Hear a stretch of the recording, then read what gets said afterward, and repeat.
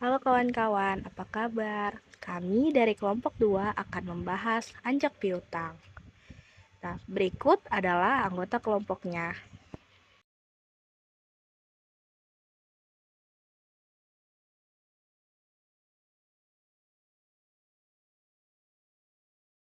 Berikut adalah hal-hal yang akan kami bahas tentang anjak piutang. Yang pertama ada pengertian anjak piutang, lalu landasan hukum serta syarat.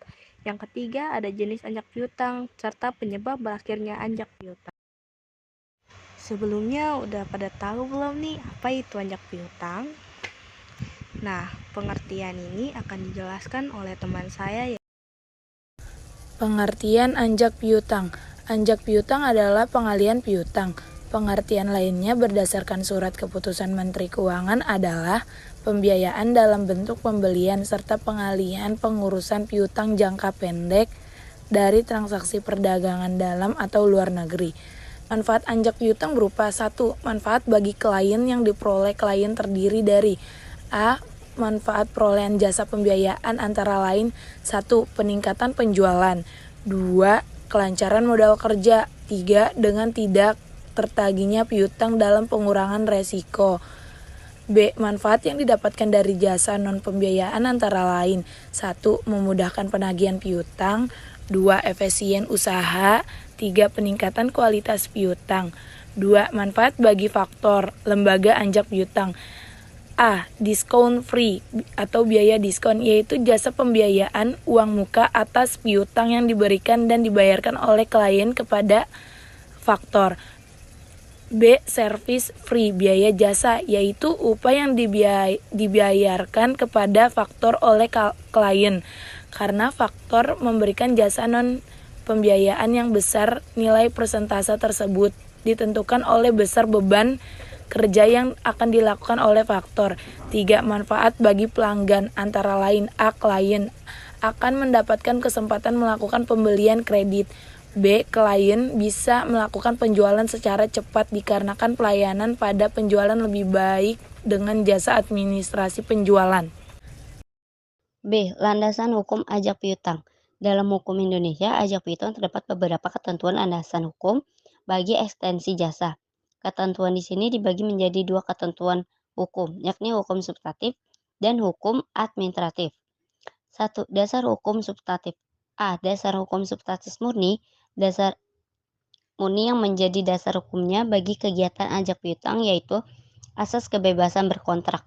Maksudnya, ada kitab di dalamnya tercermin hukum dari ketentuan tersebut berupa pasal 1338 KUA Perdata yang menyebutkan bahwa persetujuan yang dibuat secara itu semua berlaku pada undang-undang buat mereka yang sudah membuatnya. Maka dari itu, jika syarat sahnya perjanjian memenuhi pasal yang disebutkan, yaitu pasal 1320 KUA Perdata, akan memenuhi 4 syarat sebagai berikut. 1. Kesepakatan mereka yang akan mengikat dirinya. 2. Membuat suatu perikatan akan menimbulkan kecakapan. 3. Muncul hal-hal tertentu. 4. Terjadi hal-hal yang memunculkan halal. 2. Dasar hukum administratif. Sifat dasar hukum administratif ini dikelompokkan menjadi dua kelompok. 1. Dalam tingkat undang-undang. Undang-Undang Nomor 7 Tahun 1992 tentang Perbankan pada pasal 6 huruf 1 Undang-Undang Nomor 7 Tahun 1902 memberi alas hukum kepada bank untuk melakukan kegiatan ajak piutang dan sekaligus memberikan sebuah batasan-batasan pengertian tentang pajak tentang ajak piutang. 2. Peraturan lainnya yaitu pertama, Keputusan Presiden Republik Indonesia Nomor 61 Tahun 1988 tentang lembaga pembiayaan. Kedua, Keputusan Menteri Keuangan Nomor 1251 KMK 013/1988 tentang ketentuan dan tata cara pelaksanaan lembaga pembiayaan. Ketiga, Keputusan Menteri Keuangan Nomor 468 KMK 017/1955 tentang perubahan Keputusan Menteri Keuangan. Rukun dan syarat ajak piutang. Pada dasarnya ajak piutang dan akad hawalah sama. Perbedaannya hanya pada ajak piutang itu secara umum dikatakan konvensional, Sedangkan akad hawalah ialah bentuk syariah. Jadi, rukun dan syaratnya hampir sama dengan akad hawalah. Rukun ajak piutang yaitu A.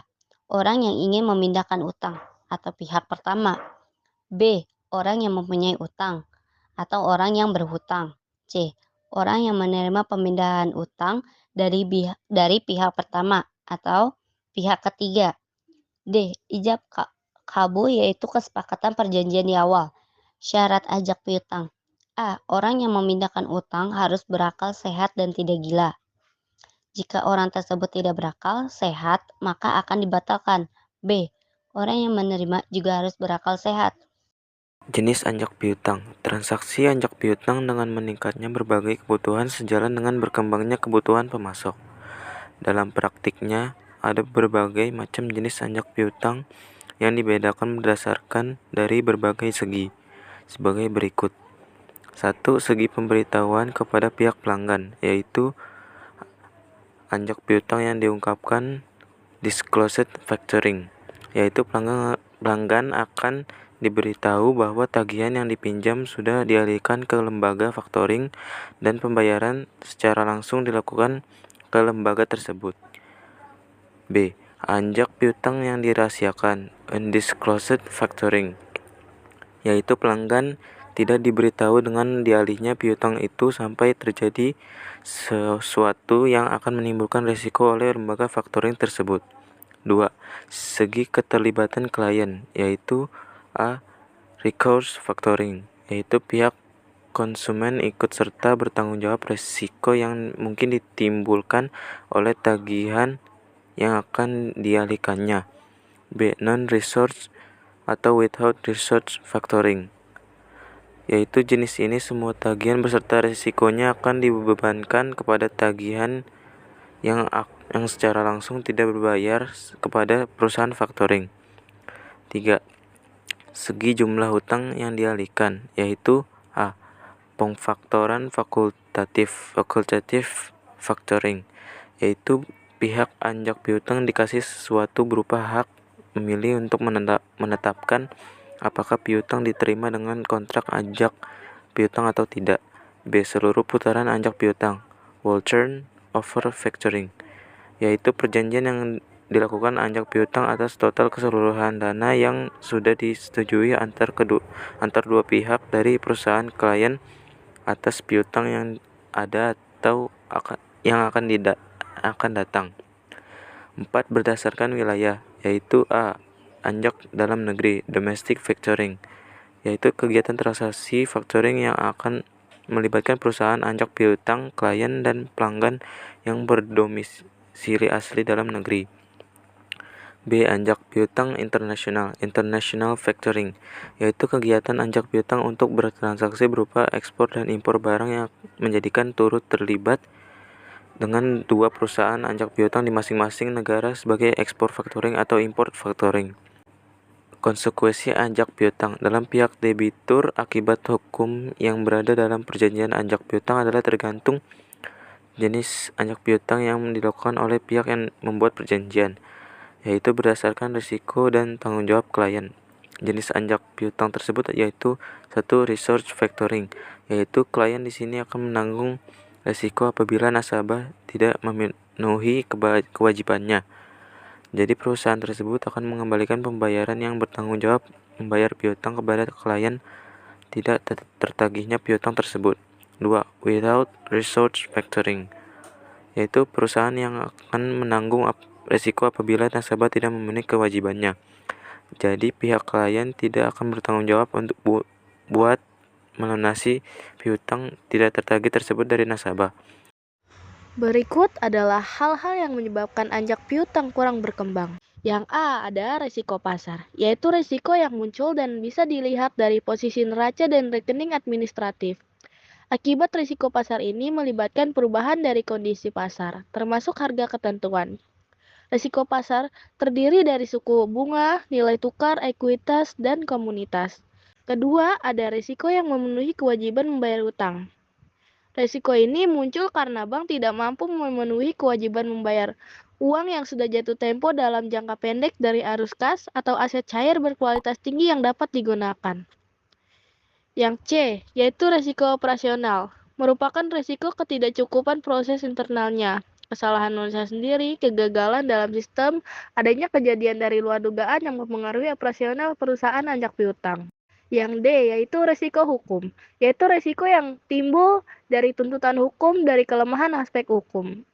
Yang E, yaitu resiko strategik, merupakan resiko yang terjadi karena ketidaktepat waktunya perusahaan anjak piutang dalam mengambil sebuah keputusan strategik dan gagal dalam mengantisipasi pada perubahan lingkungan bisnis yang sudah ada. F. Resiko kepatuhan merupakan lembaga anjak piutang yang timbul karena tidak mematuhi atau tidak melaksanakan peraturan perundang-undangan yang sudah berlaku. G. Resiko reputasi, yaitu akibat yang muncul karena menurunnya tingkat kepercayaan stakeholder yang sumbernya dari persepsi negatif terhadap lembaga keuangan anjak piutang dan keberadaannya mungkin kurang terkenal di kalangan masyarakat.